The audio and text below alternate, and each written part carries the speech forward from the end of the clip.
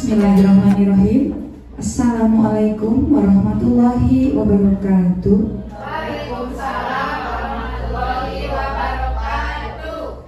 Hoyong cakep naheulanya gaduh pantun saali. Beli senar, beli kampak. Sudah terdengar tapi belum kompak. Sekali deui. Assalamualaikum warahmatullahi wabarakatuh. Waalaikumsalam warahmatullahi wabarakatuh. Yang terhormat Bapak Kepala Sekolah SD Negeri Cisinto, Bapak Dadang Deslia SPD. Yang saya hormati guru-guru SD Negeri Cisinto. Dan yang saya sayangi, saya banggakan partner di CGP Angkatan 11, Ibu Lia Yuliani. Puji dan syukur kita panjatkan kehadiran Allah Subhanahu wa Ta'ala, karena atas berkat dan rahmatnya lah kita bisa berkumpul di sini Bapak Ibu dalam agenda budaya positif CGP Angkatan 11, yaitu untuk memenuhi tugas kami berdua yang alhamdulillah kami diberikan keleluasaan oleh Bapak Ibu fasilitator kita bahwa satu tugas ini bisa untuk berdua. Jadi kita terasa lebih ringan ya Bu Lia ya, jadi videonya tidak terpisah. Shalawat serta salam senantiasa kita limpah curahkan kepada Nabi besar kita, Nabi Muhammad. Semoga kita termasuk ke dalam umat yang beliau berikan syafaat di hari akhir kelak. Amin ya Allah ya Rabbal Alamin. Bapak Ibu dan yang saya hormati, karena susunan acara hari ini susunan acara yang santai dan juga sederhana, jadi tidak ada pembacaan doa. Oleh karena itu mohon izin untuk saya memimpin doa siang ini, supaya hari ini berjalan dengan berkah dan ilmu yang kami akan sampaikan bermanfaat bagi Bapak Ibu semua. Baiknya kita membaca basmalah bersama-sama. Bismillah. Bapak Ibu yang saya hormati, saya akan membacakan susunan acara. Yang pertama pembukaan, doa, dan tidak lupa kita sama-sama mendengarkan sambutan dari Bapak Kepala Sekolah kita. Lalu sedikit ice breaking, dan yang terakhir adalah penyampaian materi oleh kami berdua. Oleh karena itu susunan acara selanjutnya sambutan dari Bapak Kepala Sekolah kepada Bapak Dadang Deslia. Kami persilahkan.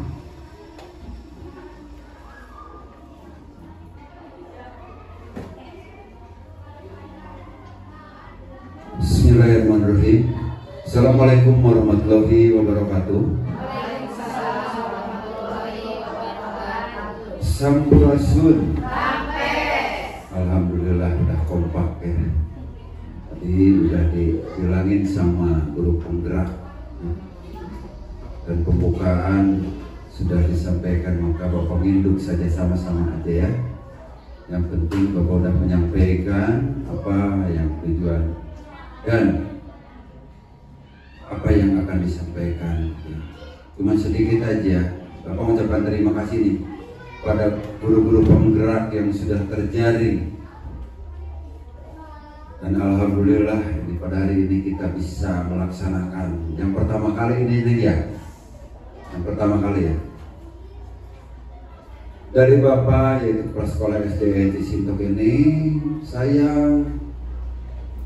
memotivasi pada semua guru, calon-calon guru penggerak, dan saya mendorong, memotivasi kepada guru penggerak yang sudah terjaring. Tetapi ada salah satu hal yang perlu disampaikan. Tadi udah dengerin ya, Bapak udah terlewat tadi itu. Jadilah guru penggerak, tetapi jangan sampai meninggalkan kewajiban kita, tugas mengajar di kelas. Ciptakanlah, bagi-bagilah waktu seefektif mungkin supaya kegiatan belajar mengajar kita bisa dilaksanakan. Tugas kita sebagai guru penggerak bisa dilaksanakan, tapi carilah waktu yang seefektif mungkin dan waktu yang senggang gitu ya. Barangkali itu aja yang Bapak bisa sampaikan. Yang pokok utamanya adalah Bapak mendorong, memotivasi kepada guru penggerak dan calon guru penggerak. Barangkali itu aja yang Bapak bisa sampaikan. Mudah-mudahan dengan adanya guru penggerak ini, sekolah SD di Sintok ini lebih maju lagi, lebih meningkat lagi. Wabillahi taufiq wal hidayah. Wassalamualaikum warahmatullahi wabarakatuh. Waalaikumsalam warahmatullahi wabarakatuh. Waalaikumsalam warahmatullahi wabarakatuh. Terima kasih Bapak Kepala Sekolah, Ibu Bapak Dadang Daslia. Betul sekali tadi yang Bapak sampaikan, Bapak selalu memotivasi terhadap kegiatan yang kami lakukan selama dalam proses calon guru penggerak ini, bahwa perlu Bapak Ibu ketahui, ketika kita bertemu langsung dengan guru-guru hebat di luar sana, ada beberapa guru bahkan yang tidak didukung oleh kepala sekolahnya. Kalau alhamdulillah di sini saya dan Bu Lia mendapat dukungan penuh, tidak hanya dari Bapak, tapi juga dari rekan-rekan guru semuanya yang selalu menyediakan waktunya untuk hadir di setiap tugas kami. Terima kasih Bapak Kepala Sekolah dan terima kasih kepada guru-guru hebat semua. Semoga menjadi pahala jariah, pahala kebaikan, karena ketika Bapak Ibu semua memudahkan kegiatan orang lain, Bapak Ibu akan dipermudah oleh Allah Subhanahu wa taala. Amin. Ya Rabbal Alamin. Sedikit betul mengulas tadi kata Bapak Kepala Sekolah, dan itu pun yang guru saya sering sampaikan. Saya punya guru hebat Bapak Ibu, yaitu abah saya, orang tua saya. Abah selalu bilang, karena dunia itu fana Bapak, seringkali menipu. Padahal hidup itu hanya sebatas dari komat ke sholat, ya betul. Sebatas itu pendeknya. Tapi kita sibuk dalam waktu yang singkat. Tapi kita lalai dalam waktu yang kekal. Apa hubungannya dengan ini? Kita sibuk saja penilaian manusia, tapi kita lalai terhadap amanah yang Allah telah berikan di umur budi kita. Nah, semoga itu menjadi pengingat Bapak Ibu guru termasuk saya, bahwa penilaian ini penting, tapi ada yang lebih penting, prioritas, yaitu apa? Amanah yang akan kita pertanyakan di akhirat nanti. Gitu ya Bapak Ibu ya. Jadi ketika kita ada tugas, jangan lupa bahwa ada anak-anak yang selalu menunggu kehadiran kita di kelas. Oke Bapak Ibu, terima kasih. Jangan yang berat-berat. Udah siang, udah ngantuk, udah lapar juga ya. Kita ice breaking dulu sama-sama. Kita ada ice breaking sedikit supaya Bapak Ibu tidak ngantuk. Tapi ini sebentar diutak-utak hese. Yang mana ya? Susah ditampilkan di layarnya, Bu Lia. Ini kosongnya.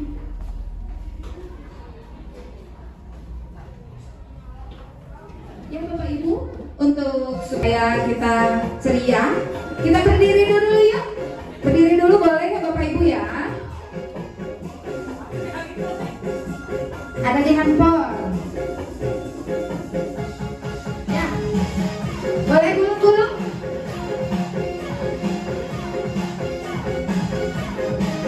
Kanan.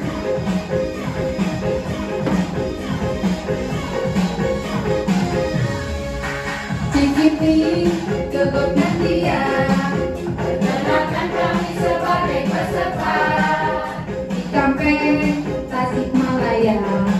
Kami akan diskusi dengan bahagia.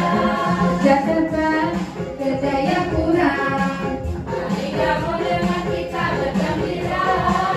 Madura sampai Papua.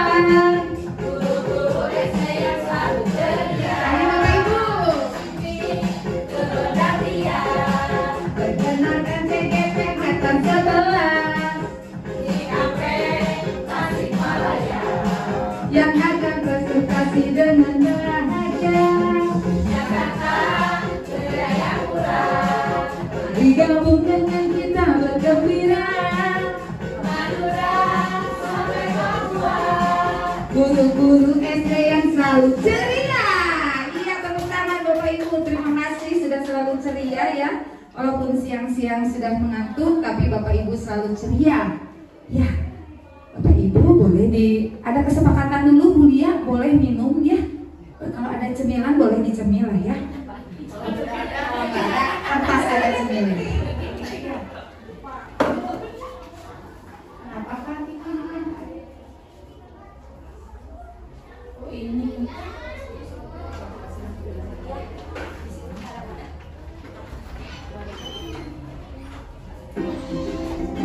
Iya, Bapak Ibu, ini adalah judul dari materi kita hari ini, yaitu diseminasi budaya positif di SD Negeri Cisinton. Apapun yang telah kita buat, rasa-rasanya kalau kita tidak praktekkan sehingga menjadi budaya positif di sekolah kita, itu tidak ada gunanya ya. Hanya materi yang kita pelajari saja, tapi kita tidak praktik baikkan di sekolah sehingga menjadi budaya positif, itu tidak ada artinya. Oleh karena itu, hari ini saya perkenankan, saya dan Bu Lia akan memberikan materi terkait dengan budaya positif yang telah kami buat. Nah, yang pertama, kita sama-sama mengingat peran pendidik dulu.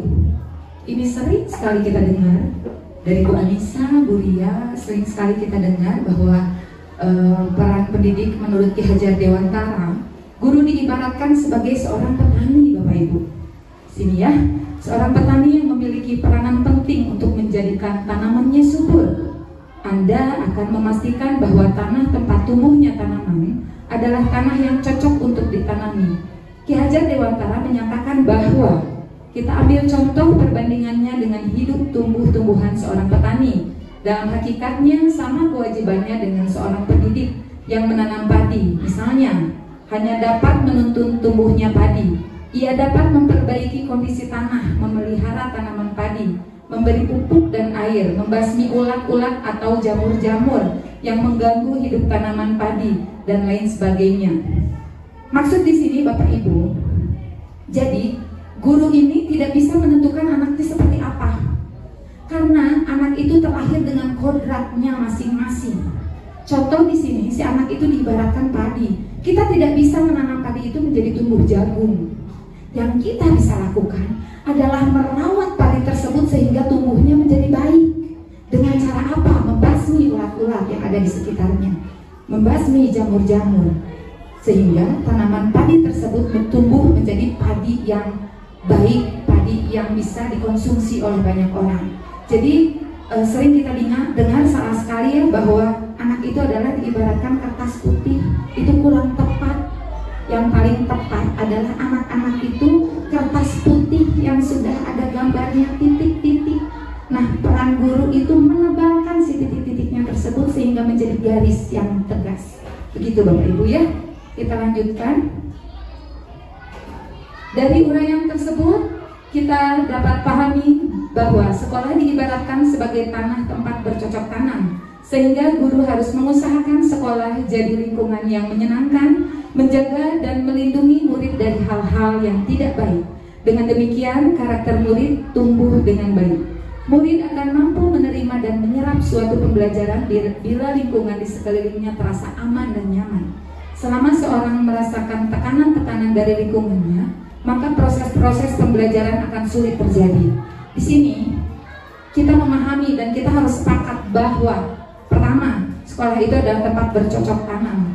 Yang kedua, ini tugas guru, membuat lingkungan menjadi menyenangkan, menjaga dan melindungi murid, menyenangkan dan aman dan nyaman untuk murid-murid. Terbayang Bapak Ibu, kalau murid-murid sudah bahagia, mereka akan melahap semua materi yang kita berikan dengan bahagia pula. Terbayang kalau anak-anak tersebut tidak happy pergi ke sekolah. Wah, malas ke sekolah, ya malas ke sekolah. Di sekolahnya pun mereka tidak akan fokus, tidak akan konsentrasi, karena pikirannya tidak ada di sekolah, karena dia tidak bahagia di sekolah. Jadi tugas guru itu tuntutan pada zaman sekarang, bukan sebagai pengajar lagi, bukan membuat anak-anak pintar, bukan memberikan materi, bukan Bapak Ibu. Tugas kita berat, membuat anak-anak bahagia. Mah, Pak, bangun pagi, aku mau ke sekolah, aku mau ketemu ibu guru, aku mau ketemu teman-teman aku happy di sekolah. Itu tugas yang utama. Ketika tugas utama itu sudah kita bisa ciptakan, materi apapun yang akan kita sampaikan akan mereka terima dengan baik. Saya punya satu kata untuk saya sendiri nih ya, saya punya jargon gini. Ketika pertama kali bertemu dengan anak-anak di kelas, saya tidak memposisikan sebagai guru, saya memposisikan sebagai pasangan.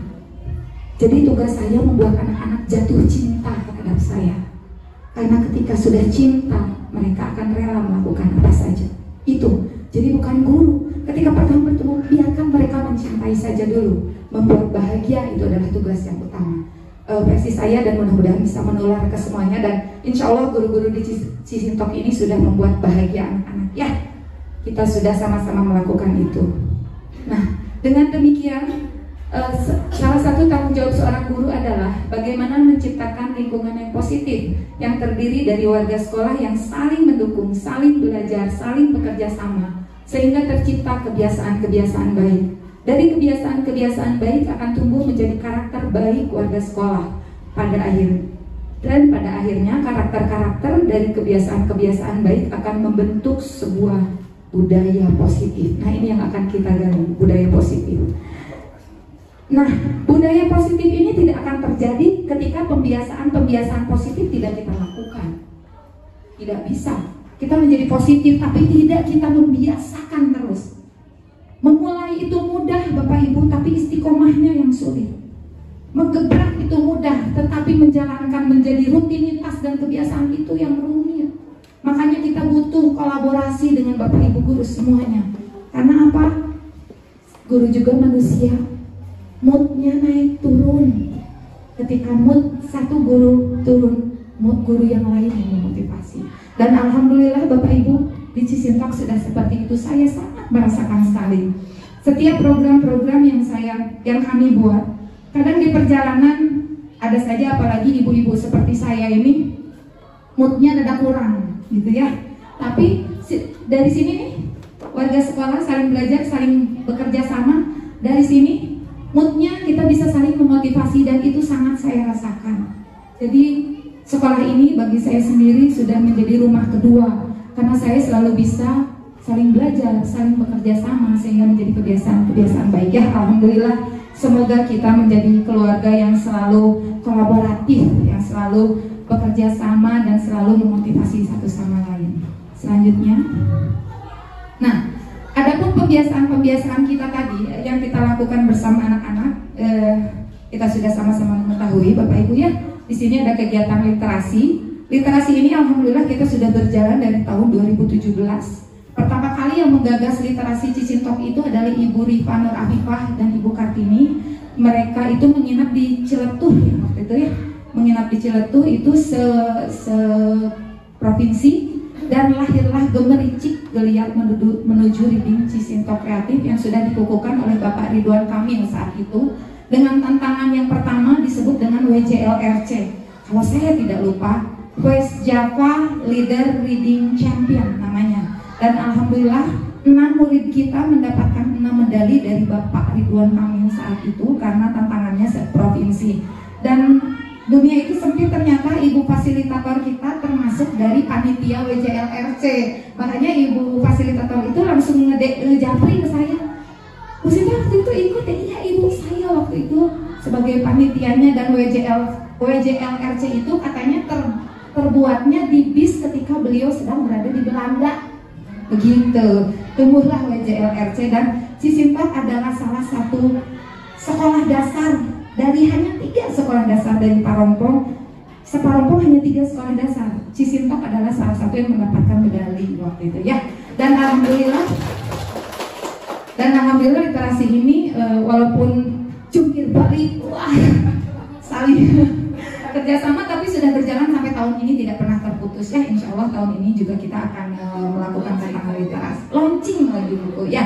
Ini upacara bendera, dan di sini Bapak Ibu guru hebat selalu mengajarkan anak-anaknya baris berbaris di setiap Sabtu sore, jadi tidak mengganggu jam pelajaran. Lalu ini pembiasaan sholat duha yang dilaksanakan Jumat pagi sebelum pembelajaran. Nah, ini Bapak Ibu ya, kalau kita buka dokumentasi foto-foto tidak akan cukup waktu seminggu. Karena Cisintok ini kalau kata sekolah-sekolah di Parompong, siloba acara. Dan Cisintok ini terkenal guru-gurunya si tukang lembur. Nah, keur naon di sekolah wayah gitu. Itu betul Bapak Ibu, betul. Keur naon je wayah gitu, karena kita itu setiap kali acara ini kita tidak pernah melibatkan pihak luar. Selalu ibu bapak gurunya kolaborasi indah, dan terjadilah acara-acara yang sukses selama ini ya.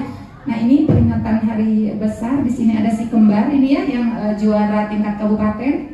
lalu kegiatan kesenian pun sama, lalu tadarus Al-Quran yang menjadi pembiasaan di kelas ya. Nah ini selanjutnya, nah ini dia.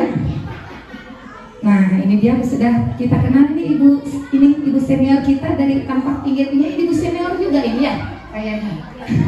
Duo senior ini Bu Ati dan Bu. Nah ini pembiasaan yang sebetulnya ini kalau yang tadi literasi itu berat-berat ya. Sebenarnya pembiasaan yang ringan. Ibu menjemput anak-anak ketika masuk. Nah ini juga dilaksanakan. Bapak Ibu kita apresiasi loh. Ibu-ibu senior kita ini malah lebih pagi daripada guru-guru junior. Jadi saya selalu mengapresiasi dan Ibu tularkan ilmu positifnya terhadap kita supaya menjadi budaya positif. Tepuk tangan untuk Bapak Ibu guru senior kita. Ibu sehat rasnya ibunya. Anu bade pensiun ulah hilap kadieu we nya. Menyambut abi lah paling tidak ya. Dan ini pembelajaran berbasis teknologi, kita punya kelas yang teknologi ya, yaitu kelas 5 dengan didukung oleh bantuan-bantuan yang dari dinas ini ya. Di sini juga ada Bapak Ibu gurunya, lalu ini bersih-bersih lingkungan. Bapak Ibu, sekolah kita memang kecil, tetapi kita memanfaatkan space-nya dengan sangat baik dan manfaat. Padahal kita sempit tapi kita punya taman. Siapa yang merawat? Bapak Ibu guru yang menjadikan budaya positif ini ya. Nah ini sudah terlihat dan mudah-mudahan si taman kecil kita bisa selalu hijau ya. Selanjutnya kegiatan pramuka, senam, dan kerjasama. Pembelajaran itu tidak hanya di kelas, tapi kita juga bisa melakukan pembelajaran di luar supaya anak-anak tidak bosan. Nah, untuk itu menciptakan lingkungan positif agar terbentuk suatu budaya positif adalah suatu proses perjalanan pendidikan yang harus kita jalani. Karena ini merupakan tanggung jawab kita sebagai pendidik, sebagai seorang pemimpin pembelajaran. Suatu lingkungan yang aman dan nyaman akan memberikan murid kesempatan dan kebebasan untuk berproses, belajar, membuat kesalahan, belajar lagi, sehingga mampu menerima dan menyerap suatu pembelajaran. Selama seseorang merasakan tekanan-tekanan dari lingkungannya, maka proses pembelajaran akan sulit terjadi. Dan salah satu tanggung jawab kita sebagai pendidik adalah menghilangkan atau mencabut gangguan-gangguan yang menghalangi proses pengembangan potensi murid. Di sini sudah jelas potensi murid ya. Sudah kita bahas tadi, kita sebagai petani kita juga menggali potensi-potensi murid di sini ya. Nah, Bapak Ibu, di salah satu poin di sini, guru sekolah itu tempat memberikan kesempatan dan kebebasan untuk berproses. Di sini ada kata-kata membuat kesalahan. Nah ini yang kadang suka lupa. Di sini anak-anak juga pasti membuat kesalahan, ya. Dan tugasnya apa kita? Memotivasi si anak supaya belajar lagi sehingga mampu menerima dan menyerap suatu pembelajaran. Gitu ya. Dilanjutkan nilai-nilai kebajikan universal. Nilai-nilai kebajikan universal berarti nilai-nilai kebajikan yang disepakati bersama, lepas dari suku bangsa, agama, bahasa maupun latar belakangnya. Nilai-nilai ini merupakan payung besar dari sikap dan perilaku kita, atau nilai-nilai ini merupakan fondasi kita berperilaku. Nilai-nilai kebajikan adalah sifat-sifat positif manusia yang merupakan tujuan mulia yang ingin dicapai setiap individu. Nah, nilai-nilai kebajikan tersebut tentunya ingin dicapai dalam kurikulum Merdeka Belajar itu tentunya dilandasi oleh profil pelajar Pancasila ya. Bapak Ibu sudah kita ketahui semua apa saja profil pelajar Pancasila itu. Yang pertama, lalu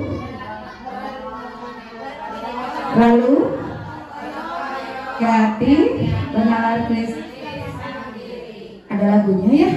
Belajar Pancasila, beriman pada Tuhan yang Esa, dan berakhlak mulia, berkebinekaan global, gotong royong mandiri, kreatif dan bernalar kritis. Itu ya, sudah ya. Wah, itu sudah diterapkan juga di kelas-kelas ya. Saya kalau pagi-pagi itu Bapak Ibu tahu bahasa reang.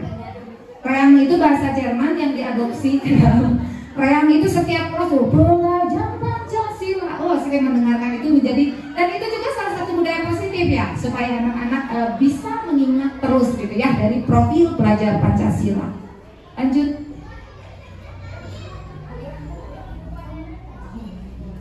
Ya, amati lingkungan di sekolah Anda saat ini. Bagaimana suasananya? Bagaimana murid-murid saling berinteraksi? Bagaimana guru saling bertegur sapa? Bagaimana guru menyapa murid? Bagaimana guru menyelesaikan suatu permasalahan atau konflik antar murid? Dan suasana atau budaya yang berkembang di suasana atau budaya yang berkembang di sekolah Anda saat ini ya.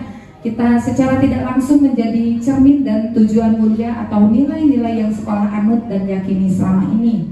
Bagaimana Bapak Ibu? Menurut Bapak Ibu, suasananya sudah nyaman dan aman atau belum? Aman ya Bu ya? Sudah kita rasakan bersama-sama. Bagaimana murid-murid saling berinteraksi pun sudah baik ya. Karena saya yakin Bapak Ibu guru semua sudah kita sepakati juga bersama bahwa akhlak dan adab itu sama pentingnya dengan ilmu ya. Kita sudah menerapkan bersama-sama dan itu juga sudah masuk ke dalam keyakinan kelas ya, kesepakatan ya. Oke, selanjutnya Bapak Ibu, nah disiplin positif. Bapak Ibu, di sini ada disiplin positif, teori kontrol, teori pilihan dari Dr. William Glaser ya. Yang pertama, Anda tidak bisa mengontrol orang lain, hanya Anda yang bisa mengontrol diri Anda sendiri. Nah, ini agak berat nih. Iya, sebelum kita nih ya mengontrol orang lain, kita introspeksi diri dulu.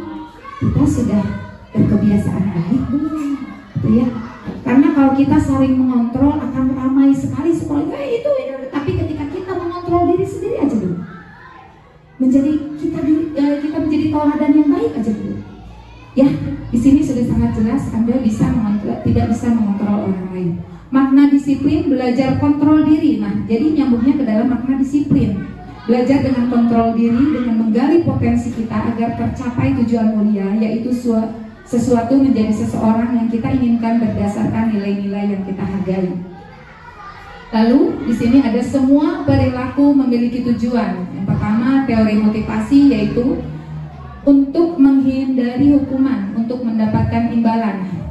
Ini adalah motivasi ekstrinsik dulu ya. Jadi pertama ketika kita tidak mau melakukan kesalahan itu pasti motivasinya ini dulu nih. Gak mau dihukum atau pengen dapat hadiah. Ini dulu motivasinya. Lalu setelah itu menghargai diri sendiri. Nah, ini adalah motivasi intrinsik ya, untuk menghargai diri sendiri dan menjadi nilai-nilai kebajikan universal dan menjadi keyakinan kelas. Lalu di sini model berpikir menang, kolaborasi dan konsensus menciptakan pilihan-pilihan baru. Ada 5 posisi kontrol. Nah, coba kita berada di mana nih? Nanti kita gali bersama. 5 posisi kontrol itu ada 1 penghukum. Yang kedua, pembuat rasa bersalah.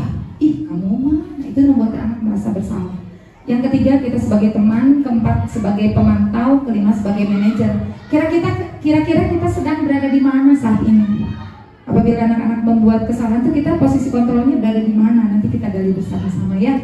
Lalu setelah kita ke 5 posisi kontrol, kita ada segitiga restitusi, yaitu untuk mencari solusi dari kesalahan-kesalahan yang siswa-siswa kita buat.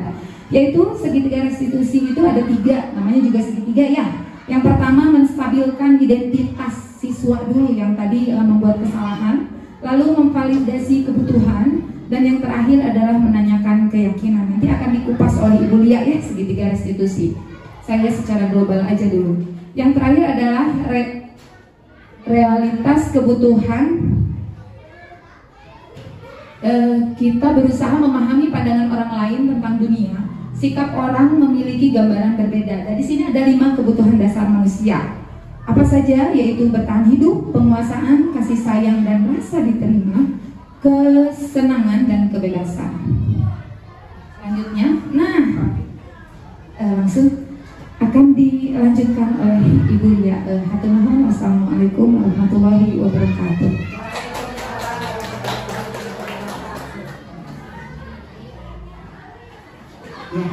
Terima kasih Ibu kolaborator kita, yaitu Ibu Isinta, yang telah memberikan kesempatan untuk sama-sama berkolaborasi mempresentasikan diseminasi budaya positif pada hari ini.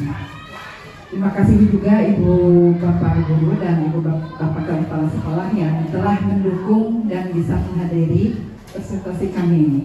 Assalamualaikum warahmatullahi wabarakatuh. Meneruskan dari tadi yang sudah dijelaskan oleh Ibu Sinta, tadi betul, dengan budaya positif di sekolah itu kita bagaimana menciptakan lingkungan yang nyaman, aman, bisa terlaksana pembelajaran yang kondusif sehingga siswa bahagia, sehingga mampu menerima apapun yang diajarkan dan mereka siap melaksanakan dan bisa merealisasikannya dengan baik. Tadi sudah dijelaskan dari posisi kontrol guru. Di sini jelas terasa sekali kita sebagai pendidik. Posisi kita ketika melihat keunikan peserta didik di kelasnya, itu dirasakan beberapa kelas mungkin kita merasakan. Kadang ketika lagi menerangkan ada anak yang ngobrol, ada anak yang mungkin ketiduran, ada anak yang berkelahi, ada anak juga yang mungkin asik dengan mainannya kalau anak kelas rendah gitu kan ya. Nah di sini betul pada kurikulum Merdeka ini kita tadi ya, jadi tidak bisa kita di sini hanya menjadi penghukum atau kita menjas anak gitu ya. Ada yang ketiduran atau yang lemas, di sini mungkin anaknya atau lagi sakit atau apa gitu ya. Nah di sini kita mengingatkan ada di 5 posisi yang sering kita lakukan. Yang pertama yaitu penghukum. Jadi ketika anak, kalau dulu ya Ibu ya, zaman saya tidak bisa, mungkin itu lebih ke hukuman ya. Perkalian 3 kali 3 sampai ke 10 di SD kelas 3 itu harus sudah bisa sampai 9. Ketika tidak hafal, dipukul sama penggaris gitu ya. Dulu mungkin bisa diterapkan, tapi sekarang sudah tidak bisa dan tidak boleh mungkin dengan kekerasan fisik. Tetapi mungkin segi positifnya dahulu anak kelas 3 emang udah hafal gitu ya. Padahal kalau laki-laki ditendang gitu ya sama Pak Guru. Dan ingat itu menempel terus. Ditendang, kalau perempuan sama penggaris. Gitu ya, dipukul. Nah itu lebih ke sifat hukuman.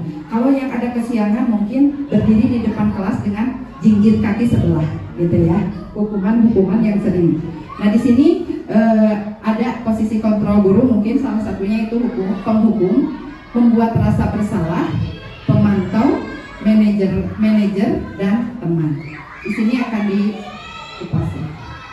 Nah, penghukum, bagaimana yang menghukum? Tadi salah satunya ada fenomena dulu mungkin ya.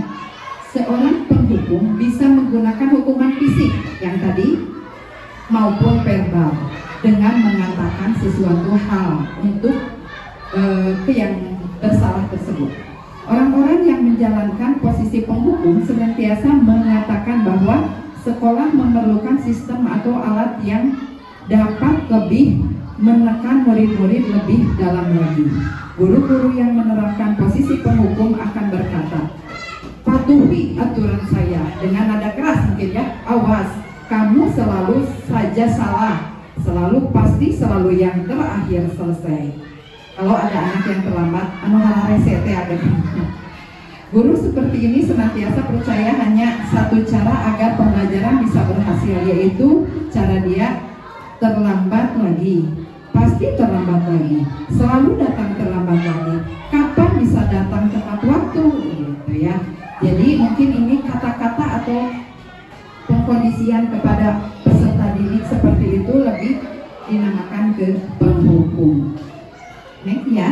Nah di sini contoh ada penghukum dengan nada suara tinggi, dengan mata melotot, jari telunjuk, dengan melentiknya menunjuk atau menghardik. Tanyakan kepada diri Anda, bagaimana perasaan murid bila guru berbicara seperti itu pada saat muridnya datang terlambat? Mungkin kalau murid terlambat ketika dikata-katain terusnya, begitupun berarti lebih bijak dalam mensikapi ya kesalahan-kesalahannya. Kemungkinan murid marah dan mendendam atau bersifat agresif. Bisa jadi sesudah kembali duduk, murid tersebut akan mencoret-coret bukunya atau meja karena ada tekanan yang tidak terlalu gitu ya. Jadi kurang baik juga. Sepulang sekolah, murid melihat motor atau mobil bapak ibu guru dan akan menggones kendaraan tersebut dengan paku. Itu yang mungkin kelas tinggi ya, yang udah berani ketika kesal. Ini pengalaman nyata. Tapi ke guru pramuka dulu ya. Kelas 6 mungkin karena kesal. Nggak tahu saya juga kasus jelasnya. Pas pulang bapak guru pramukanya ternyata pentil motornya sudah dicabut, kempes banget oleh anak sekolah dasar tapi kelas 6. Nah mungkin salah satunya ada kejadian kayaknya tidak menerima gitu ya. Kemudian jadi pelajaran. Selanjutnya tadi yang sudah penghukum, sini pembuat rasa bersalah. Pada posisi ini biasanya guru akan bersuara lebih lembut, tetapi anak itu akan merasakan oh ya saya bersalah gitu ya, menggunakan keheningan yang membuat orang lain merasa tidak nyaman, bersalah atau rendah diri. Kata-kata yang keluar dengan lembut akan seperti ibu sangat kecewa sekali dengan kamu. Berapa kali bapak harus memberitahu kamu ya? Gimana coba kalau orang tua kamu berbuat begini gitu ya? Atau bisa di sini juga di posisi ini murid akan memiliki penilaian diri yang buruk tentang diri mereka. Murid merasa tidak berharga dan telah mengecewakan orang yang disayanginya. Pembuat rasa bersalah ini, jadi si anak itu muncul dengan kata-kata sedikit lembut kita. Oh iya saya bersalah. Oh iya ya saya bersalah. Nah itu mungkin yang kedua ya. Jadi dengan kata-kata kita bisa membuat anak sadar oh iya betul saya salah. Selanjutnya ada di sini contoh bagaimana perasaan murid bila ditegur dengan cara ini. Murid akan merasa bersalah telah mengecewakan ibu atau bapak gurunya. Murid akan merasa menjadi orang yang gagal, tidak sanggup membahagiakan orang lain. Kadangkala sikap seperti ini lebih berbahaya dari sikap penghukum karena emosi akan tertanam rapat di dalam murid menahan perasaan. Tidak seperti murid dalam dengan guru penghukum, di mana murid bisa menumpahkan amarah. Nah, berarti beda ya Bu. Di sini pembuat merasa bersalah mungkin rada difaham. Anak itu jadi kurang tepat juga, tak berarti harus dinetralisir. Ketika anak yang merasa bersalah, tapi jangan sampai ke siswa itu menumbuhkan, aduh saya mengecewakan ibu atau bapak guru. Jadi muncul rasa keputus asaan, gitu ya, tidak boleh gitu. Di sini posisi kontrol yang guru yang ketiga yaitu teman. Guru pada posisi ini tidak akan menyakiti murid, namun lebih ke menjalin hubungan antar ketiga sesama relasi ya. Di sini hal dari posisi teman mungkin di sini ada positifnya, kita anak lebih tidak canggung atau humor dan itu positifnya. Tetapi ada negatifnya juga di sini ketika terlalu dekat, di sini bisa anak-anak suatu saat guru tersebut tidak membantu, maka murid akan kecewa dan berkata, saya pikir bapak ibu guru itu teman saya, karena bapak ibu gurunya sibuk atau apa? Tidak, mereka kecewa juga ada. Mungkin di sini timbul murid hanya akan bertindak untuk guru tertentu dan tidak untuk guru lainnya. Murid akan tergantung kepada guru tersebut. Berarti harus balance juga ya ketika menjadi teman. Di sini masih ada contoh-contohnya, sekilas saja ya. Mungkin di sini ada kasus itu ya, atau di sini cerita kemarin kamu sudah janji ke bapak bukan? Kamu tidak terlambat lagi, sambil tertawa ringan pak gurunya. Ya sudah, tidak apa-apa. Duduk sana, kata pak gurunya mungkin ya di sini. Sambil senyum, santai ya pak gurunya. Bagaimana perasaan murid dengan sikap guru seperti ini? Hasilnya murid akan merasa senang dan akrab dengan guru, termasuk dampak positif. Hanya saja di sisi negatif, murid menjadi tergantung pada guru tersebut. Bila ada masalah, dia merasa bisa mengandalkan guru tersebut untuk membantunya. Jadi mengandalkan satu guru. Akibat lain dengan posisi teman yaitu hanya akan berbuat sesuatu bila yang menyuruh adalah guru tersebut. Jadi memposisikan si anak itu berpusat kepada diri kita saja itu tidak juga ya. Jadi harus menghargai, menghormati, bisa berkolaborasi atau dengan semua guru. Pemantau, di sini yang keempat yaitu pemantau, berarti mengawasi. Di sini sebagai guru mengawasi, kita bertanggung jawab atas perilaku orang-orang yang kita awasi.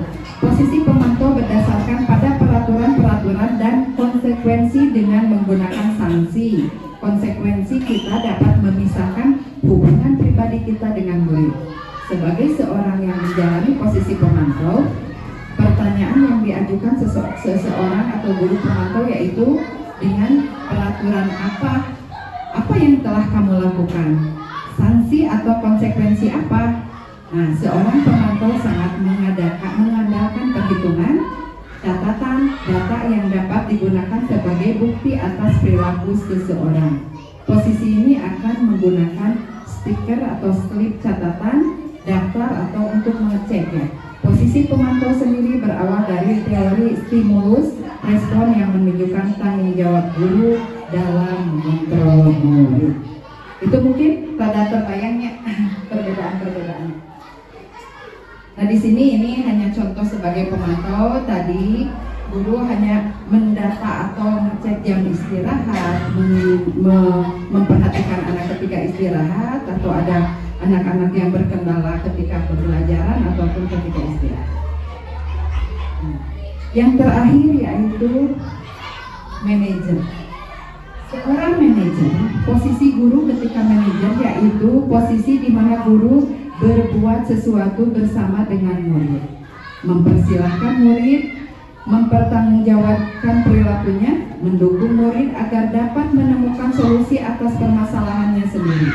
Seorang manajer telah memiliki keterampilan di posisi teman maupun pemantau, dan dengan demikian bisa jadi di waktu-waktu tertentu kembali kepada kedua posisi tersebut bila diperlukan. Namun bila kita menginginkan murid-murid kita menjadi manusia merdeka, mandiri dan bertanggung jawab, maka kita perlu mengacu kepada restitusi yang dapat menjadikan murid kita seorang manajer bagi dirinya sendiri. Di manajer, murid diajak untuk menganalisis kebutuhan dirinya maupun kebutuhan orang lain. Di sini penekanan bukan pada kemampuan membuat konsekuensi, namun dapat berkolaborasi. Di sini seorang berkolaborasi murid dengan murid bagaimana memperbaiki kesalahan yang ada. Seorang manajer akan berkata, apa yang kita yakini? Apakah kamu meyakininya?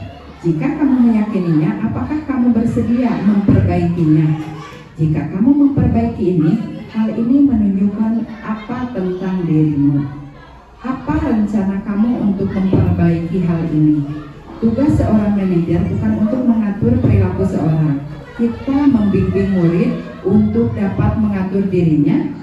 Seorang manajer bukan memisahkan murid dari kelompoknya, tetapi mengembalikan murid tersebut ke kelompoknya dengan lebih baik dan kuat.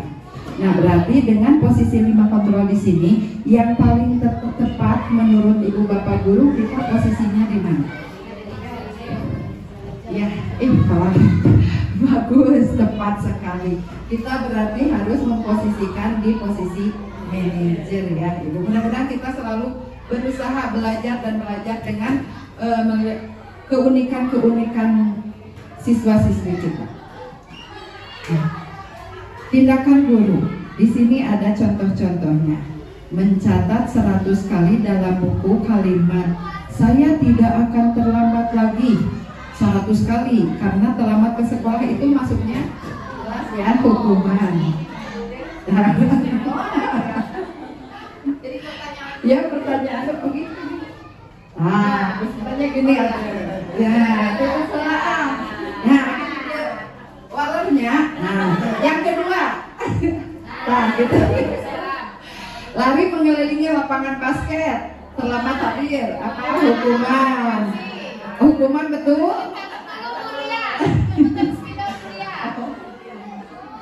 Tadi udah inget-inget ya? Kan kalau pinter udah tahu itu hukuman sawerna. Kalau yang kedua apa? Nggak. Hukuman deui. Murid diminta untuk push up. Hukuman sawerna Bu, menggantikan kertas tugas temannya yang telah dicoret-coret. Konsekuensi atau hukuman atau konsekuensi? Konsekuensi Kak.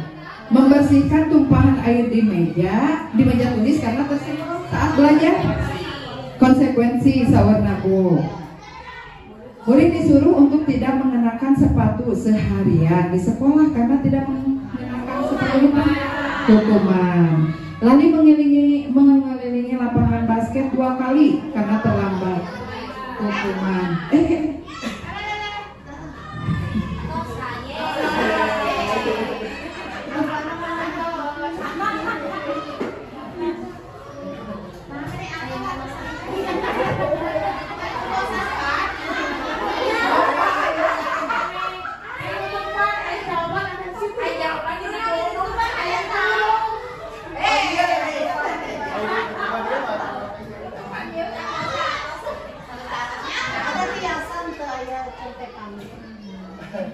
Masih sama walinya.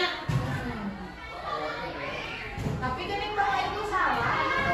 Hukuman dan konsekuensi. Oh, ada salah?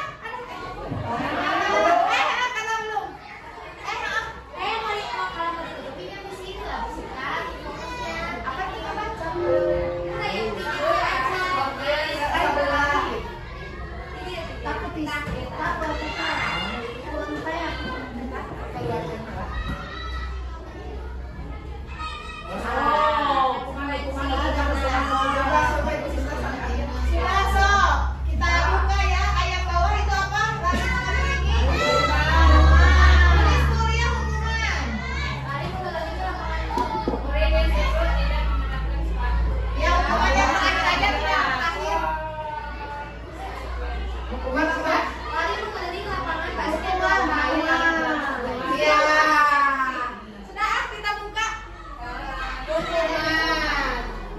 hukuman betul. Nah ini yang salah konsekuensi gini kan.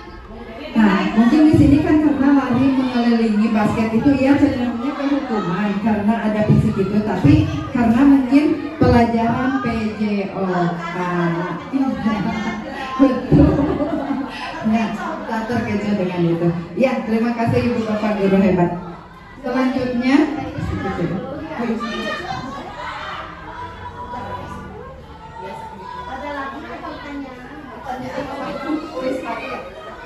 di sini hukuman. Identitas kita pertama dalam segi identitas gagal, identitas sukses. Ketika akan menumbuhkan kedisiplinan. Di sini hukumannya murid atau anak belajar menyembunyikan kesalahan. Konsekuensinya murid atau anak akan belajar taat peraturan. Restitusinya murid akan belajar memecahkan masalah. Ya, mencoba mengontrol anak dengan penguatan negatif, otomatis konsekuensinya mencoba mengontrol anak dengan penguatan positif. Dan restitusinya anak paham bahwa diri sendirinya yang pegang kendali kontrol. Dampak pada murid marah, merasa bersalah, rendah diri, mengasingkan diri. Konsekuensi kalau kita di sini konsekuensi yaitu harus kehilangan hak waktu jeda seorang diri atau penahanan. Dan kalau restitusi di sini murid anak tidak kehilangan waktu namun bersemangat. Berarti antara konsekuensi dengan contoh-contoh yang ini itu antara konsekuensi dengan restitusi jelas perbedanya ya Bu ya. Jadi di sini akan menguatkan untuk kalau restitusi di sini buat memperbaiki dirinya gitu kan yang di sini ada. Yang terakhir menyakitkan guru menjalani konsekuensi dengan menyalahkan, mengkritik, menyindir, Kalau hukuman itu kan ya mengkritik dengan kata-kata. Tapi berbeda kalau konsekuensi itu membantu. Guru menyatakan peraturan, melakukan peringatan dan menerapkan konsekuensinya. Karena kamu sudah begini, ya konsekuensinya harus begitu, gitu kan ya. Kalau restitusi di sini menguatkan, guru menyebutkan keyakinan kelas, membimbing kerangka acuan berpikir, restitusi murid atau anak. Insya Allah cukup jelas ya. Nah, di sini restitusi adalah proses penciptaan kondisi bagi murid untuk memperbaiki kesalahan mereka sehingga mereka bisa kembali kepada kelompok mereka dengan karakter yang lebih kuat. Restitusi juga merupakan proses kolaboratif yang mengajarkan murid untuk mencari solusi untuk masalah mereka dan membantu murid berpikir tentang orang seperti apa yang mereka inginkan menjadi tujuan mulia dan mereka harus memperlakukan orang lain. Ini proses restitusi. Adapun segitiga restitusi yang kita jalankan yang harus kita proses untuk membentuk atau pemecahan masalah bagi siswa-siswi kita, yaitu pertama validasi kebutuhan. Yang pertama itu di sini menstabilkan identitas, yang kedua validasi kebutuhan, yang ketiga baru meyakinkan keyakinan. Nah, di sini hal-hal yang dilakukannya yaitu kamu tentu punya alasan mengapa melakukan itu atau suatu kesalahannya. Adakah cara yang lebih efektif untuk mendapatkan apa yang kamu butuhkan? Ya, di sini untuk validasi. Ketika menstabilkan identitas, setiap orang pasti pernah melakukan kesalahan. Kamu bukan satu-satunya orang yang pernah melakukan hal ini. Dan yang terakhir, untuk menguatkan atau menyatukan keyakinan nilai-nilai apa yang telah kamu sepakati. Kamu ingin menjadi orang seperti apa? Hal ini nanti kita contohkan dengan kasus-kasus yang kita temui di lapangan atau di kelas atau di lingkungan sekolah kita. Nah, tahap pertama yaitu menstabilkan identitas tadi, membuat kita yang proses dalam penyelesaian masalahnya yaitu dengan kata-kata berbuat salah itu tidak apa-apa, tidak ada manusia yang sempurna, sudah tadi ya dibahas. Tahap kedua tadi validasi tindakan dengan kata-katanya ini, padahal kamu bisa melakukan yang lebih buruk dari ini, gitu ya.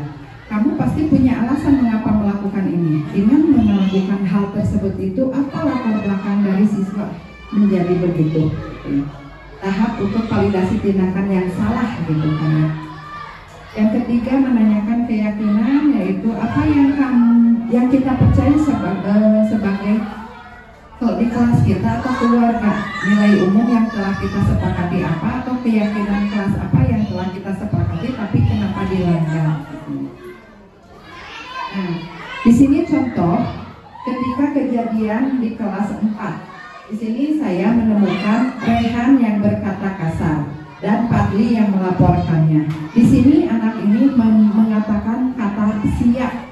Ya, sia itu apa? Kamu. Tapi itu kata-kata itu kasar dan tidak boleh dikatakan. Nah, kami di sini dengan laporan Fadli, Rehan itu saya tanya betul, ya Bu, dan hanya bercanda, tetapi tidak boleh ya. Di sini setelah saya betul Rehan itu mengakui kesalahannya, di sini kami mengadakan segitiga restitusi, mencari data yang betul dan kita di sini meyakinkan kepada Rehan bahwa hal itu tidak baik, gitu ya, berkata kasar di manusia. Dan satu lagi di sini Nur Fatia di sini ketika pembelajaran tidur ketika pembelajaran, tapi ternyata tidak langsung ketika saya panggil, oh ternyata Fatia itu sakit ya, kurang sehat, dan besoknya pun yang tidak sekolah mungkin kondisi badannya, tapi tidak lapor kepada guru ini. Nah, di sini Bu Sinta ada ya. Di sini gimana Ibu ini kasusnya? Ini ada siswa kelas 5 waktu itu yang berkata kasar. Tidak sengaja saya mendengar ada Fauzan di sini yang berkata-kata kasar ketika bermain bola. Saat itu posisinya anak-anak sedang bermain bola di lapangan. Saya lewat mau ke toilet, terdengar ada bahasa kasar ya Bapak Ibu ya, yang menyebutkan kata-kata binatang. Karena saya sudah belajar tentang segitiga restitusi, posisi saya saat itu sebagai manajer, bukan setelah lagi sebagai penghukum dan lain-lain tadi ya. Jadi saya langsung mengajak Fauzan ini berbincang-bincang. Yang pertama saya lakukan adalah menstabilkan identitas dulu. Menstabilkan identitas itu artinya di sini betul tidak Fauzan tadi yang berkata-kata kasar? Ditanya dulu identitasnya betul tidak, jangan ujuk-ujuk kamu teh kenapa ya, tidak, tapi meyakinkan dulu identitasnya, menstabilkan identitasnya betul atau tidak. Ketika si anak ini jadi tidak sengaja ini benar ada yang berkata kasar, betul itu Ojat, ada yang berbicara betul, iya Bu. Nah ketika identitasnya sudah kita temukan, kita memvalidasi kesalahan dulu. Memvalidasi kesalahan di sini kita bertanya lagi terhadap anak tersebut, boleh atau tidak sih berkata ini? Kira-kira ini baik atau tidak sih? Nah, validasi kesalahan secara bersama-sama. Nah, yang terakhir itu menanyakan keyakinan. Bapak Ibu, kita sama-sama sudah membuat keyakinan kelas masing-masing ya. Kita ingatkan kembali terhadap anak-anak. Ketika melakukan itu benar atau salah sih? Sudah melanggar keyakinan kelas yang mana? Kan waktu keyakinan kelas kan kita melibatkan siswa-siswa. Kita coba kita sekolah yang menyenangkan itu ingin yang seperti apa? Yang nyaman, yang tidak berkata kasar. Nah, kita ingatkan di situ keyakinan kelas yang mana yang Fauzan melanggar. Nah, kira-kira seperti itu Bu Lia. Kasus yang saya dan ini juga murung tidak ditemani sama kasusnya ini di lapangan. On the spot saya langsung tidak di ruangan ya, Pak. Saya langsung di lapangannya menanyakan.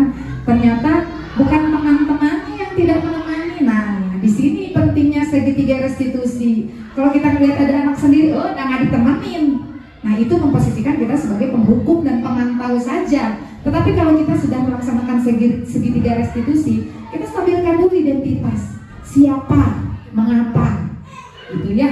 Ternyata bukan teman-temannya yang tidak menemani, tapi si anak ininya yang murung, yang sedang ada masalah di rumahnya. Kita stabilkan identitas, lalu memvalidasi kesalahan, ternyata bukan teman-temannya salah, tapi ternyata si anaknya yang murung. Lalu kita sama-sama menanyakan keyakinan kelas lagi, kira-kira yang mana? Oh, kalau ada temannya yang murung, jangan dicuekin dong, diajak main, gitu ya. Ini dua kasus yang sudah saya laksanakan dalam segitiga restitusi, begitu Bu. Terima kasih Ibu Sinta. Ya, jelas ya, alhamdulillah langsung di lapangan kami dirasakan betul hal segitiga restitusi itu sudah sering kita lakukan, cuma tidak tahu namanya, istilahnya teorinya itu insya Allah sudah kita sama-sama jalani ya. Di lapangan memang ya udah ya. Nah di sini tadi ada pun keyakinan kelas, di sini ada ungkapan keyakinan kelas di sini yang disepakati yang dilakukan oleh kelas 5B ya.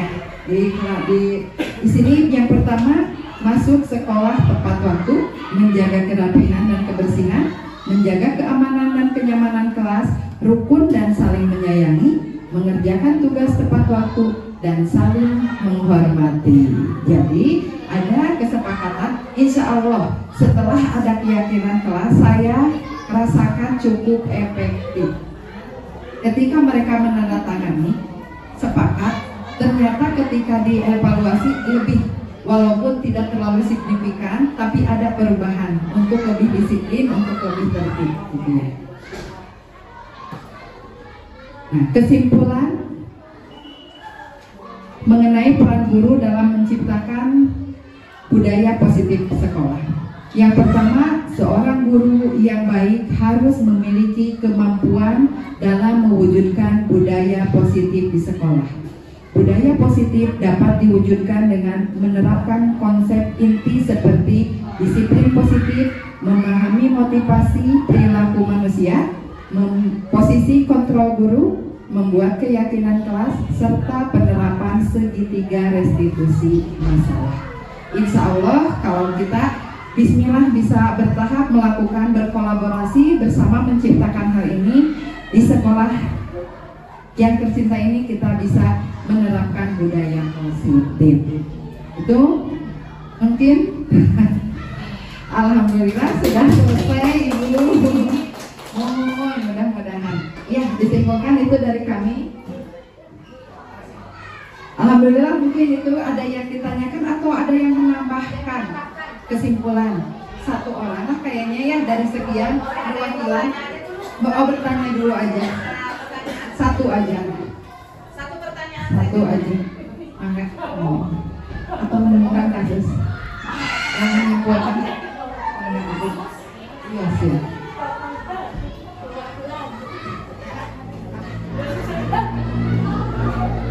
Assalamualaikum warahmatullahi wabarakatuh.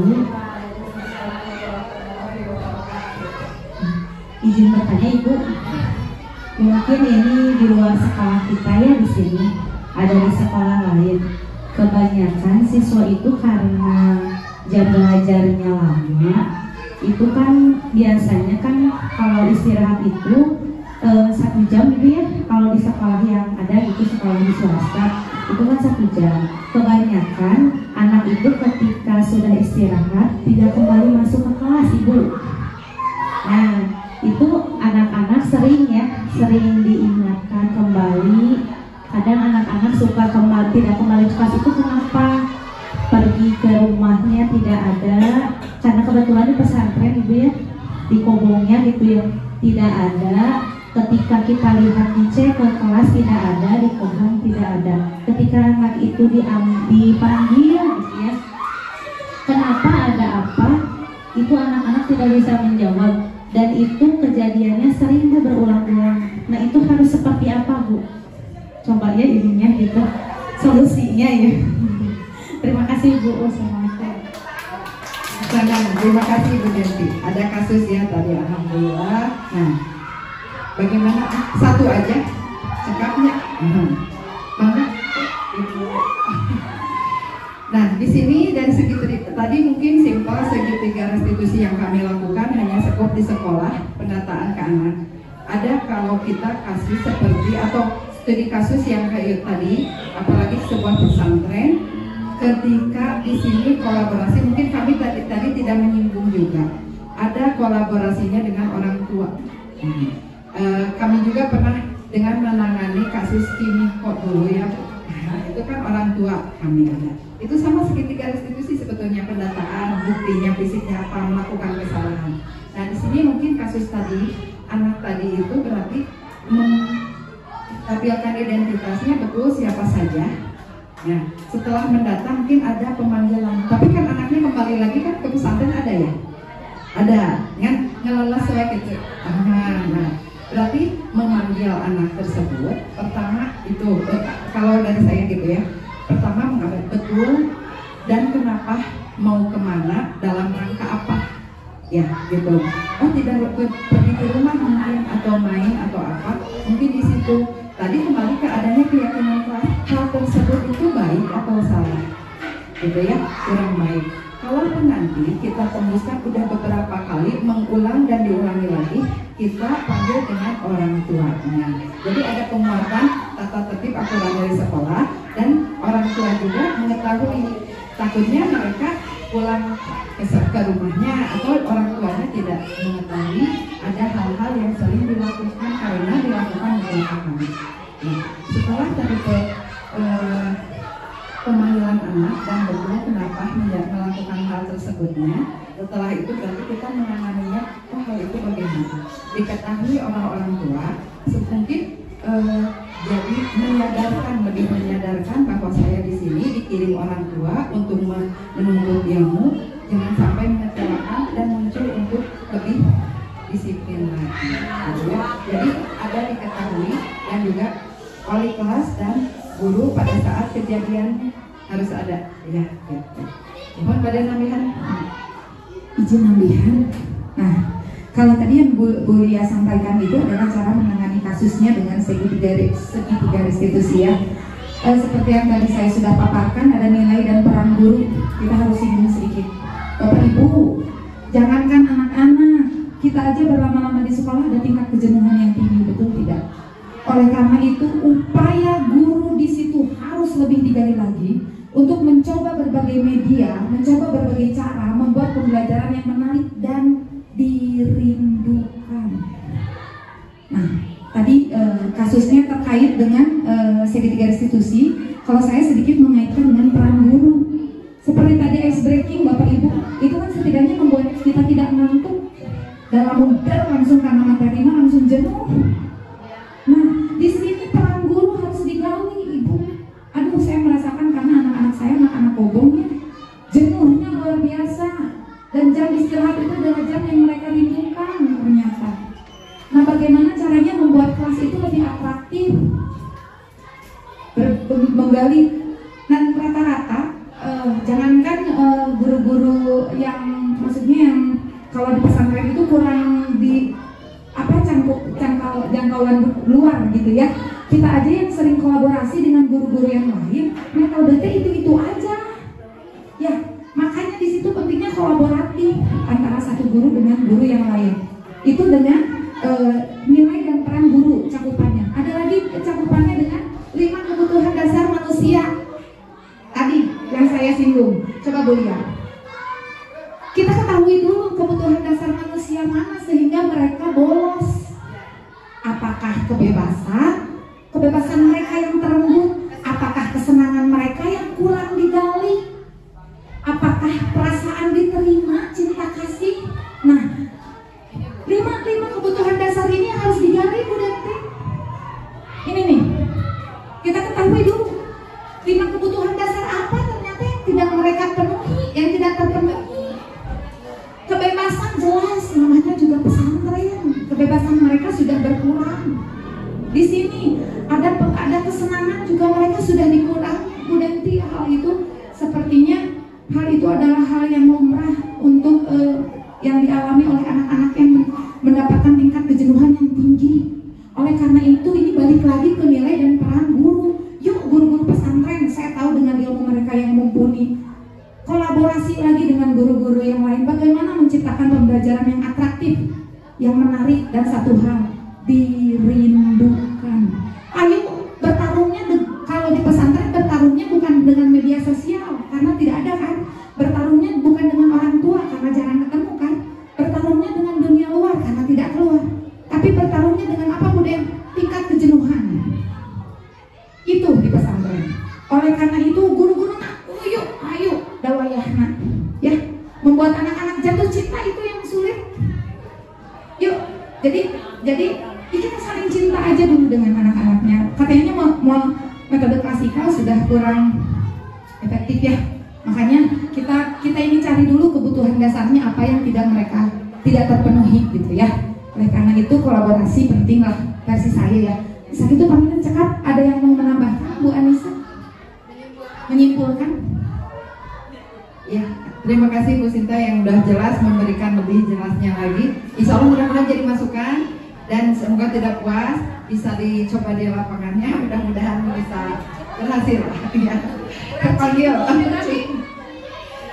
Ya mungkin itu yang dapat kami sampaikan. Mungkin satu lagi perwakilan kesimpulan dan bagaimana dengan hasil dari cakupan. Oh iya, kedepannya. Oh iya, saya sebagai pendidik berarti ternyata oh iya ilmu gitu ya. Ternyata ketika saya mengikuti guru penggerak juga ternyata walaupun pengalaman saya ternyata ini maksudnya teorinya begini gitu ya. Mudah-mudahan kita bisa menjadi guru-guru hebat yang mencetak generasi-generasi yang hebat pula. Amin.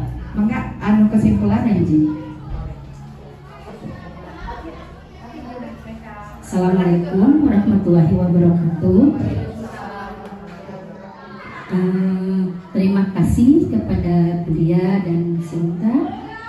Setelah saya menyimak apa yang telah dipaparkan para guru penggerak ini, Masya Allah ya, Ibu, Bapak, adalah sebuah pengetahuan, ilmu yang istilahnya di alam bertambah gitu ya. Karena dengan tadi tema disiplin positif ini ternyata ini loh kejadian-kejadian di sekolah itu kembali ke sini. Berarti saya baru paham karena menyimak gitu ya. Oh ini loh cara mengatasi anak yang seperti ini bagaimana gitu. Jadi kesimpulan yang saya dapat setelah menyimak apa yang oleh Bu Lia dan Bu Sinta di sini. Kembali ke diri saya sendiri, berarti peran guru lah di sini, ya, untuk lebih memotivasi anak kita menjadi tanggung jawab seorang guru di sekolah kita. Itu saja. Terima kasih. Iya betul. Aduh, terima kasih Bismillah. Tadi mendengar Bu Neneng saya jadi tergetar karena Bu Neneng ini jadi seluruh pengguru pun abah. Profesi yang kita bawa sampai akhirat itu adalah guru. Bapak Ibu, orang kali seueur. Jadi ketika kita mengajar, lupaun sekalipun ingat, meureun manehna bakal nyelamatkeun urang tina seuneu neraka. Jadi berbanggalah Bapak Ibu guru bahwa kita itu menjadi guru. Kok Allah ditakdirkan kita menjadi guru. Jadi guru yang mau belajar, apalagi mau menuntut ilmu. Sudah mah guru kita itu berjuang di jalan Allah, ditambah kita dengan terus menggali ilmu. Dua, kita sedang berjalan di jalan Allah. Semangat terus Bapak Ibu guru. Semangat melihat anak-anak ulah ningali baungna, ulah ningali solehna jadi disanjung, ulah ningali baungna ku urang jadi dipikan mewah sanes Bapak Ibu, tapi mereka yang akan menyelamatkan kita dari api neraka. Ya Allah, mana guru abdi nu kapungkur teh anu ngajarkeun abdi maca. Ya Allah, mana Bu Eman teh anu kapungkur teh bawahan abdi adab ka mama. Ya Allah, mana Bu Ani teh nu kapungkur teh ngajarkeun disiplin. Ingat Bapak Ibu akan menyelamatkan orang tina seuneu neraka. Ayo sama-sama kita kolaborasi, kita sama-sama saling meningkatkan bahwa profesi kita ini adalah profesi yang mulia. Ya, segitu saja mungkin kesimpulan dari saya, ditutup oleh Bu Lia. Alhamdulillah, luar biasa. Jadi rada terharu dengan sekian lama kita menjadi seorang pendidik. Ternyata apa yang kita cita-citakan, apa yang kita inginkan menjadi profesi ini, mudah-mudahan salah satu jalan mencari ridho Allah. Amin ya Allah ya Rabbal Alamin. Kita tutup forum ini dengan baca hamdalah dan doa akhir majelis. Alhamdulillahirabbil alamin. Subhanakallahumma wa bihamdika asyhadu an la ilaha illa anta astaghfiruka wa atubu ilaik. Wassalamualaikum warahmatullahi wabarakatuh.